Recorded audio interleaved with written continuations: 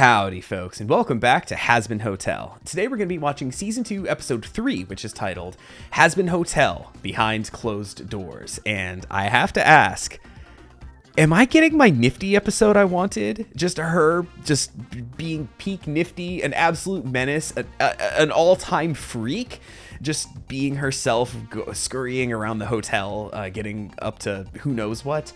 Probably not. This title more kind of implies like a VH1 behind the music, where are they now kind of thing. But, you know, just that title, Behind Closed Doors. Like, you know, if we're getting an episode of the inner workings of the hotel when, like, you know, people aren't really watching, perhaps. Nifty. I want it. Please and thank you, Viv, for listening to this idiot reactor. But hey, this season has been off to a great start. I enjoy both plot lines where they're headed. I'm really curious to see how they're going to build up Vox as kind of the big bad this season, because he always struck me as the most pathetic of the Vs. Not just because Alistair called him out as such. He'd be powerless without the other Vs, I think, in one of the songs last season. But just in his actions, he seems to talk the biggest game, but seems to also be the least threatening. So I'm really curious to see how they build him up over the course of this season, as well as on the Heaven side. I don't have to worry about Lute. I know she's going to be a fucking problem. She is absolutely terrifying. And hey, she was there when Adam was killed, so she knows the secret to how to kill angels. It's the angelic steel. Who would have more access to angelic steel than Lute, right? So I foresee her being a huge problem, and my little prediction headcanon theory is that she is going to kill Abel, because number one, it fits with the biblical story of Abel, of him getting killed by someone kind of close to him, and hey, she's gonna kill somebody, right? Like, she knows, and what better kind of drama thing to build into the show than to kind of have Heaven go into chaos because of a little kind of civil war scuffle between them, right? So that's kind of my theory, that Abel does not survive this season. He dies by Lute's hand up in heaven. And plus, I think he was there when she sang the Gravity song, so he knows that she's up to no good. So hey, that's my theory. I just think it would be really funny if we get Abel and then he just gets killed, because that's what he's most famous for, right? I don't think I have too much else for this intro. Just a couple housekeeping things real quick. Number one, my tea for tonight is rooibos, because I tend to not have a lot of time to go into that during the reaction proper. Number two, I have a little bit of a change to the tier list. I swapped two songs. My number 2 and number 3, I've swapped back. Now I've moved Hazbin Guarantee / Trust Us above. And I wish I remembered the official name for this song, but the Pentious Welcome to Heaven, There's No One Like You kind of song. Because I talked, well, first of all, Gravity, still far and away the best song we've gotten so far. An all-timer for just the whole Helliverse, really. Gravity is incredible. But Hazbin Guarantee and Trust Us, I mentioned, really liking in the moment. Liking the kind of back and forth between the heroes and the villains. But I think why I'm moving it above the Pentious Heaven song is that we get that melody that kind of sticks in my head. Throughout the whole week, I was kind of like humming, "That's the Hazbin Guarantee," like just to myself here and there. Just that melody getting stuck in my head. And the Pentious Heaven song, while being like poppy and upbeat and stuff, didn't have as much of a hook that I could really hang on to. It was kind of fast paced and a little jokey. It kind of sacrificed melody in terms of that. So Hazbin Guarantee, Trust Us, I think is a phenomenal starting song for the season. So I have to move it back up there. Swap the two. I still have Sarah's Lament at the number 4 spot, and then number 5, the When We Get Up There. Sarah's Lament, while being an incredible performance, kind of lacks that melody kind of thing to get stuck in my head, that kind of hook, so to speak. Not giving short change to the singers at all, but that's just how I feel about them. So just keeping that in mind as we kind of rank whatever songs we get in this episode. And now I think I'm about done with the intro, so let's turn it over to somebody who we haven't heard from yet to tell you how you can get access to these uncut and early. Take it away, buddy. Sup? It's the Dick Master. You know what's cool as hell? Well, cooler than me is becoming a patron of Hey Tallman over at patreon.com/Hey Tallman. You can get early, uncut access to everything that fucker does. And hey, it's gotta be cool if I'm plugging it, right? And I'm fucking dead, so I don't have to do shit anymore. I'm fucking Adam, yo. Out! Okay, I think that might now be my worst one. That actually did a number on my throat, somehow more than the serpentious that I did last time, and all the other character voices for whatever reason just going like sup, like that. Just anyway. I hope that wasn't too terrible. But now let us get into Hazbin Hotel Season 2, Episode 3. Hazbin Hotel Behind Closed Doors. Starting up in 3, 2, 1, go. I was serious about that fucking up my throat. That was rough, buddy. We are just picking up with that scream. Yeah. Absolutely life affirming there. Oh, there's Nifty being a freak, just like I'm wanted, right? Guys, holy shit! Holy fuck! You know, usually I'm kind of hard on Charlie for being so like over the top and hyperactive and stuff, but you know, well warranted here. Everyone's scared, but don't worry. Oh yeah, and also Sir Penchus is here in heaven. Okay, fine. Penchus is in heaven? That means the hotel works. I can't believe Yeah, now everybody knows. did it. Oh god, everybody knows. Oh shit, she's gonna like call a press conference. I gotta let everybody know.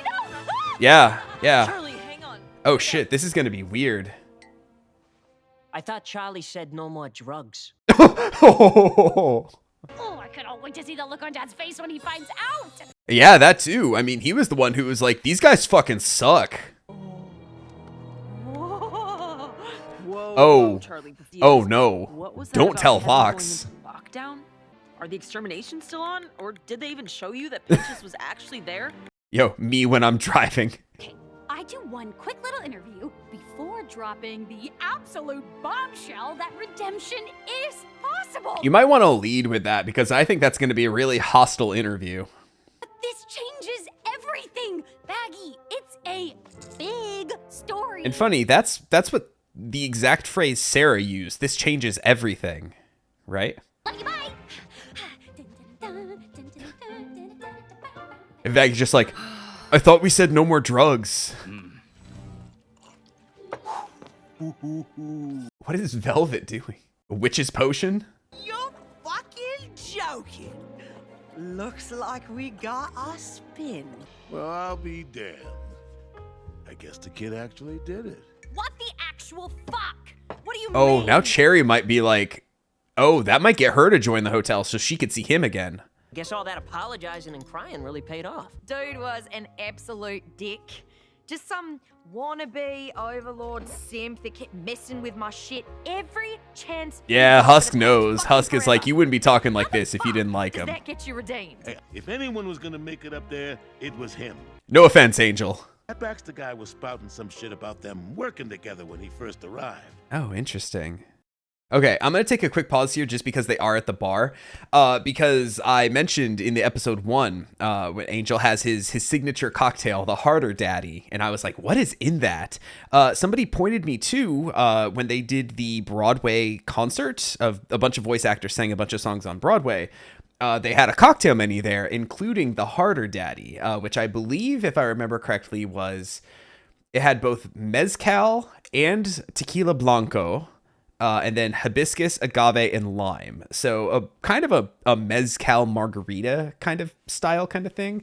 I do not have any mezcal at the house, but I'm going to do my damnedest to have a Harder Daddy during one of these reactions before this season is through. Mark my words. Okay. Bye, bitches. Yep, once again, just breaking that wall. Okay. Vacky's like, that's like the 5th time in the last 2 months.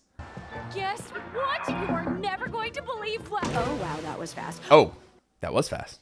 And Velvet had a costume change. You said to send the best, and I just couldn't miss this opportunity to interview Hell's most controversial figure. Yeah, it's probably for the best that Val didn't come. Alistair. I mean, he's right. Oh. He's out. You'd think the so-called host of the hotel would greet guests at the door, but what do I know about running a successful business? This is more of a non-profit than a business, actually. You know what this place really needs? A song. The new VoxTech 150-inch TV right over there. No. Brought to you by VoxTech. Once again, I fucked your sister, so what? And rolling, take a seat right over here, princess. Let's start with something easy. What's your plan for the next extermination? And will you be protecting everyone, not just your favorite characters? What? No. Oh, that means R.I.P. Angel Dust. I'm so sorry. He's one of my favorites, at the least. Actually, I kinda sorta lied about wanting to give an exclusive interview. What? Liar. Oh no, they can use that as spin. One of our guests, Sir Pentious, has been Pictured redeemed. above. Redemption is possible! Take that, fuckers! Congratulations, princess! Bring the lucky sinner, or should I say winner, on down. Well, no, you can't bring him down because he's ascended. You go up. Oh. And that's what he was saying How he will you wanted, prove right? These fantastical claims. The little angel of light out, tell you that. Yes! Actually, yes. I think we've heard enough. Velvet, call the limo. What? You can't leave yet? I can't broadcast this without proof. But the last thing I want to do is spread misinformation. About that. Yeah, we'll redeem someone. I was Right gonna here, say, right she's now. gonna- All I ask is you film it so everyone can see what their hotel really is. Okay, and see, I was just about to say, she's probably going to rush to try to redeem somebody else. I was saying last time, this has the makings of disaster in that, in trying to recreate the conditions, what happened is Pentious got blown the fuck up by Adam, right? So one of the important things seems to be a death. And plus, she doesn't even know. Like, we dove into it pretty deep in that last episode, right? With the Speaker of God having Pentious give his backstory. So, oh man, so like we, the viewer, understand, but Charlie still doesn't know exactly the conditions that caused this to happen. So this is going to go very, very badly, and I'm already cringing thinking about it. Princess, let's walk and talk. Who are we redeeming? Nifty. Oh, Baxter. Hey. Learn to announce yourself, woman.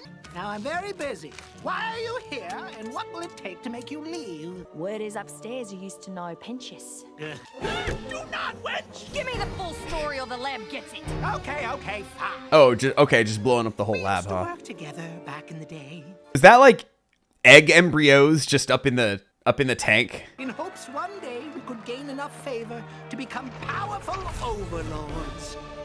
Oh, hi. I forgot about It you. quickly became apparent that his silly contraptions were too outdated to gain us interest, whereas my bio-experiments won the attention of many. Gotcha. Okay. Pentious found my experiments far too violent. So he took the eggs and left to continue his frivolous turf war scheme with that woman he was obsessed with. Gotcha. And it's interesting. Sorry to pause again, but it's really interesting that the first full-blown sinner backstory we got was for Pentious last season.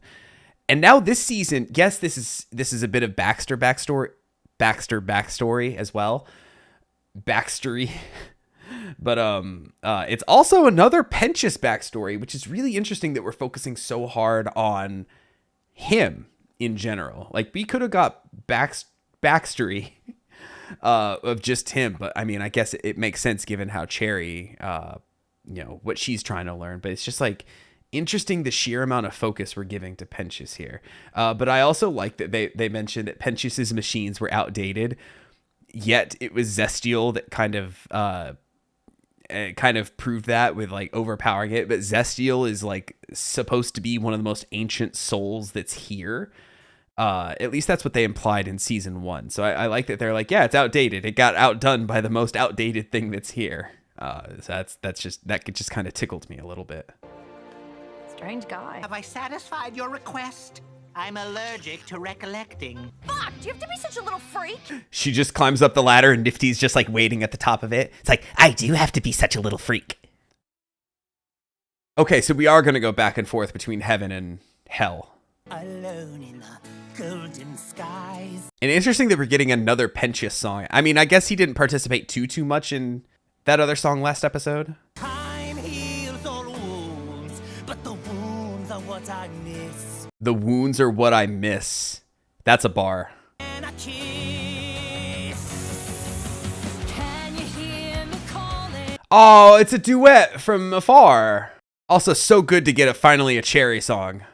I'm longing for just one night more of beating the piss out of you. Aw.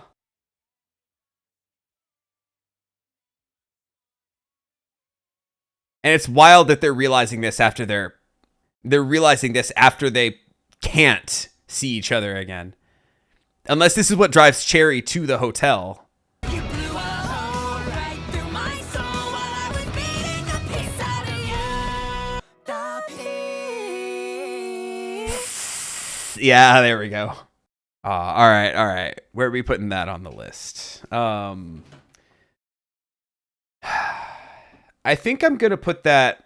I think that's my new number 3. I think I'm gonna put that. I don't know what the title is, so I'm just gonna put "Beating the Piss." But I put like 6 S's out of you. So that's my new number 3, I would say. Beating the piss out of you. Yeah, that was a solid. Once again, I'm just really glad to finally have a Cherry Bomb song. And, you know, I do like the duets. And while I feel like in season 1, I did complain that there weren't a lot of solo songs, that it was a lot of multi-character kind of things. I think back to episode 3, and it was, I think, Carmilla and Vaggie kind of singing like a duet, but apart from each other, just kind of singing about the same things. I think this song did that a lot better, because while it just happened to be a theme that Carmilla and Vaggie shared amidst each other, that they were both kind of going through at the same time, just independently of each other.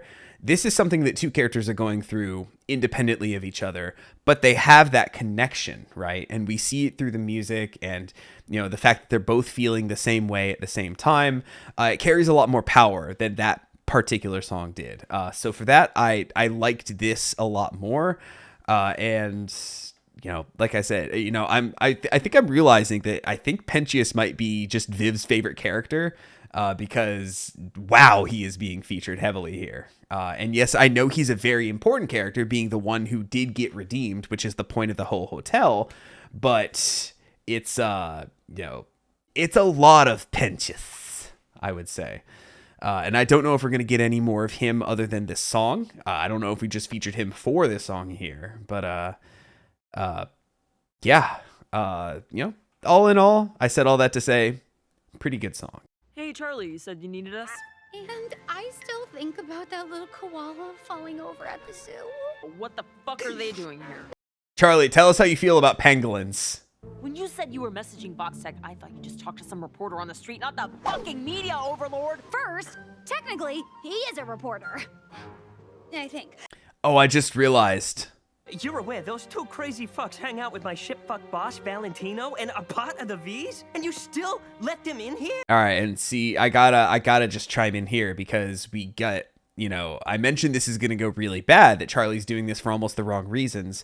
I mentioned it's a good thing Val isn't here, but the fact that Charlie going about the plan in this way is having such a negative effect on the sinners who are here to be redeemed. Vox isn't here to get redeemed, but Angel is. And, you know, this is having a clearly very negative effect on him. I don't like it. You are keeping them around for far too long. But what I was about to say is that I only just now realized, and I even made the comparisons last time to Fox News. I just realized Vox and Fox. And I don't know why it took me this long to make that connection, but there it is. They rhyme. I've talked to Vox, and he assured me that he's just here to film the hotel and put out a special tonight about what he sees here, on the small, tiny, teensy condition that we, redeem someone. Yeah. Yeah, now that's where you come in, Angel. What? No. Yeah, this sucks. I don't even know how Pentious got redeemed. Yeah. How do you expect us to replicate that on TV? We just have to kill Angel. Angel, come on, you're the one here closest to getting redeemed. How do you know, though? You've been nailing your chore chart, sort of. And once again, Charlie using a chore chart for this. I realize I'm asking a lot, but you've just made such great progress lately. We don't really have all day. Yeah, I was just joking earlier when I said, so they're gonna kill Angel then, right? Now here we go, I guess.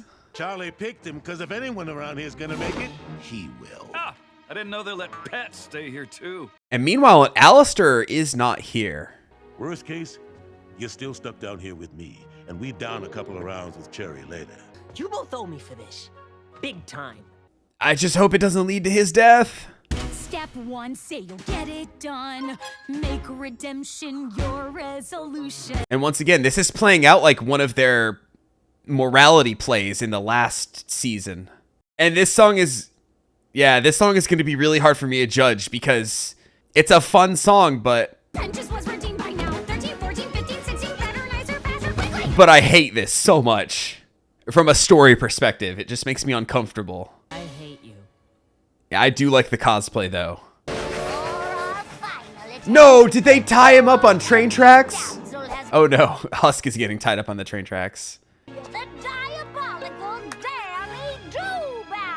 I like the Dick Dastardly cosplay too.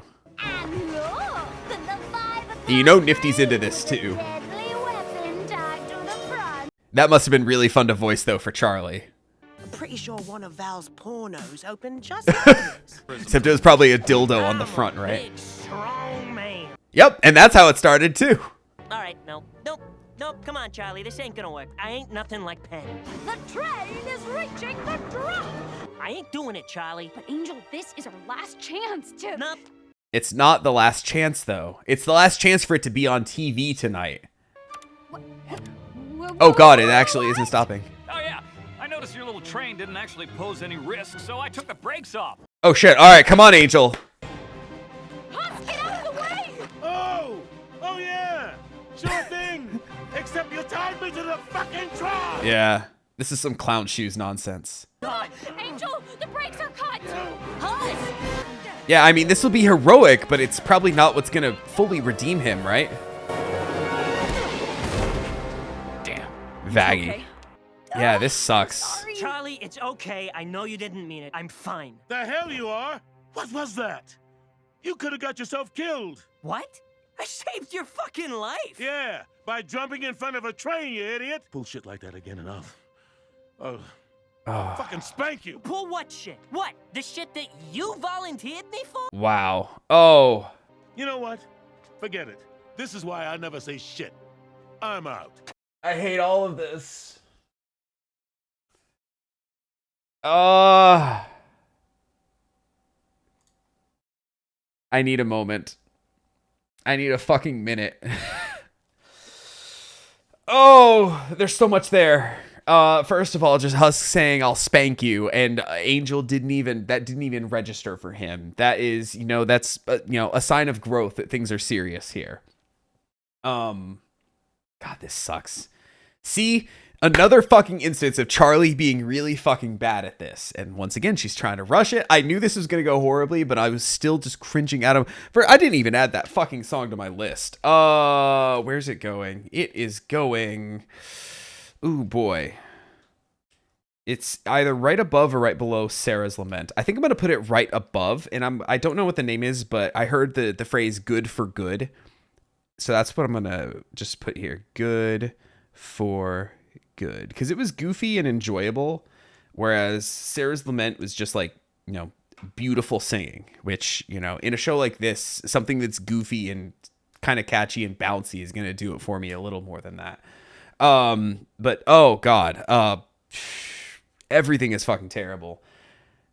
Everyone hates each other. I hate Charlie right now. Even if, like I said, the Dick Dastardly cosplay is pretty damn good, but this ain't it. And I know I'm bitching and I'm saying how much I hate everything. It's good TV. It's good writing because they're making me feel things while I'm watching this, right? So every time I say I hate this or this sucks, it's not like the show itself. It's that the situation they're in is just making me vastly uncomfortable, and I do not like it. I feel really bad for Angel. I feel really bad for Husk. I feel almost nothing for Charlie right here. She, once again, just more ammo for the pile of Charlie is bad at this that I have been harping on since season 1, and I feel more and more vindicated every moment for it. She is terrible here. Good lord. And now you're driving Husk away, and Alistair is still nowhere to be seen, and I just feel really bad for Angel. Like, he did almost die, and Charlie's she's going about this trying to make him Penchus. He needs to be himself. We need a Sinner flashback for Angel. We need to know what got him in hell.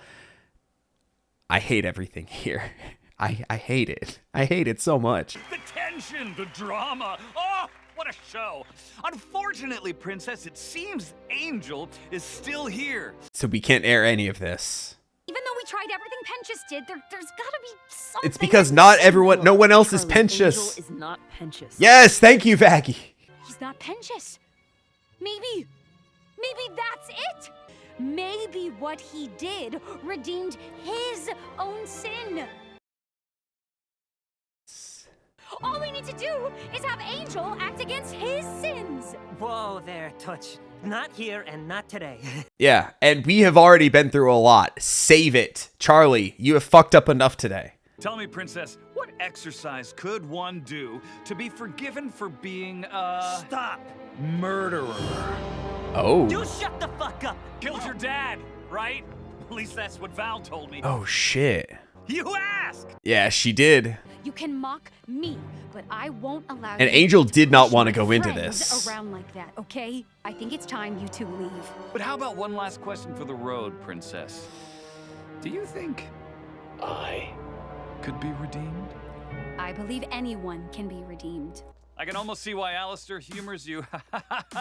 Please You know, talk. sorry starts to lose meaning after a while, Charlie. Yeah. But I suppose I should be grateful you're willing to still apologize to someone as shitty as me, right? Angel, no, you're my friend, no matter what happens. At least now you know what you're working with. Who Charlie Morningstar is, and can you trust her? I lied. I'm doing Oh, no. bad. We took a visit to Not the Hazbin edits. so you don't have to. Featuring interviews from real people with real stories. When we arrived at the hotel, the vibe was definitely off. Gee, I wonder who that is. Tune in for Hazbin Hotel behind closed doors. Hey, Ready? title drop. Brought to What do you know? by Baxter. Yeah, Cherry's here now. Long day? I don't want to talk about it. Yeah. Somehow almost worse than like I a decided- Val shoot. To stay. That's good for you because I'm about to get the fuck out. Is that it? That's the episode. Wow. Whew. That was, you know, I do not smoke, but I, you know, empathize a little bit with Angel there. Or Anthony, you know, since we got a little bit of his backstory and we did learn that that's his name last season. You know, I empathize with the need for a little bit of a cigarette after that, because that was a lot. And, you know, it really does kind of beg the question in the mind, how do you redeem somebody like that? Because it seems that Pentious' sin, or at least what he felt the most guilt about when he died, was not doing anything to save those women, to turn in allegedly Jack the fucking Ripper. And he found a way to do that, but he didn't like kill anybody. You can't really undo or make that right? So there's got to be, oh God, and I don't want to say that there's no sin that could be redeemed, but it does make things complicated because there's no like real, there's no real solution I can think of how to make that better, right? So it just adds like a wrinkle to, and you know, Angel was the sinner who seemed to genuinely be making the most progress on bettering himself. He was the subject of, when they went to heaven last season, they had that whole trial and were viewing his actions and everything that Adam said, right? And he really was the one who was making the most strides. And now here it is, Charlie trying to rush this along with musical number, no less, and it just goes fucking horribly. And then we do get the truth about what he did and why he's in hell. Killed his own father. Patricide. That's not at all what I was expecting from Angel, man. I don't know. I obviously, like, drug addiction. You might potentially some prostitution kind of stuff. I don't know if that's something that would get you thrown in hell in this series or what, but I was, you know, thinking something more along the lines of that, because that's what he partakes in so much of in hell, right before the hotel. So, oh man, but killing his father, man, that's That's rough. This was a really good episode, but I hated it. I am dreading editing this because it was a lot, and I felt like just for the most part I was just kind of like not not having a fun time watching it. I'm sure there's some incredible thumbnail moments from just the faces I was making and everything, but yeah, that was, buddy, that one was rough. But like I said, it made for good TV. I felt things watching this. It's opposed to, you know, other episodes of other shows where I'll watch and be like, huh, that was fun. I had a fun time watching that. I laughed. But now I'm just like, this show that on its face is, you know, people mock it for just, oh, all they do is swear. It's edgy humor, you know, one-dimensional writer, all this kind of stuff. But then you see episodes like this and you're like, these characters and situations are very complex. This added wrinkle of knowing that redemption is possible is simultaneously adding a lot of complexity to the show. Because if we just had 4 seasons of, or 4 seasons confirmed at this point, we just had like 4 seasons of just Charlie trying to redeem people without kind of knowing if it worked or no one ever got anywhere. The fact that someone has been redeemed is maybe the most interesting thing the show could have done, right? Because we're seeing once again how it's causing everyone down in hell to spiral, basically. Well, mostly Charlie, and this is exactly what I predicted, right? And, you know, like I just said earlier, vindicated by the second here on my takes about Charlie last season, which I reiterated earlier this season. I have the good takes. You know, the Oracle has struck again, basically, and regretfully so, because I do want Charlie to succeed. I want her to be better than she is. I like her a lot, and she's a sweetheart, but she sucks shit at this. So yikes. You know, we're bringing everybody a bit lower. We didn't get a lot of heaven outside of just the kind of duet musical number there. And I don't know how much heaven we're going to get. I don't know if we're going to do like a hell-focused episode followed by a heaven-focused episode, and that's kind of what we're going to get back and forth. I am not going to watch episode 4 right after this, like I said before, so I got to wait a little bit to find out. Everyone else, like I said, everyone else has already seen this, so they know.